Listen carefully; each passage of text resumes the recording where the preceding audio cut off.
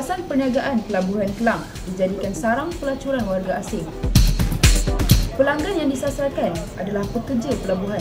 Situasi ini aktif hampir setiap malam, sekitar jam 7 malam hingga lewat pagi. Itu kegiatan pelacuran warga asing yang dicukup di hadapan deretan kedai dan rumah dalam Ops Noda di Jalan Cungah malam tadi.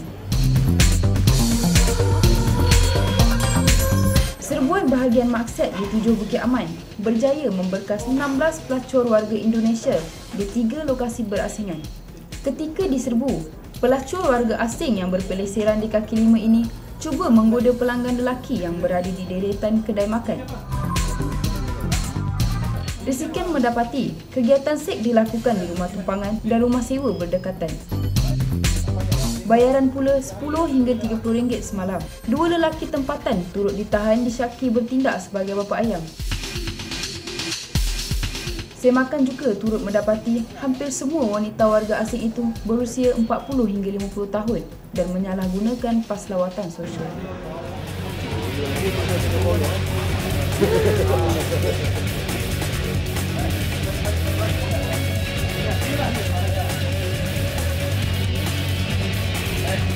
Jalan sini. Oh, jalan sini.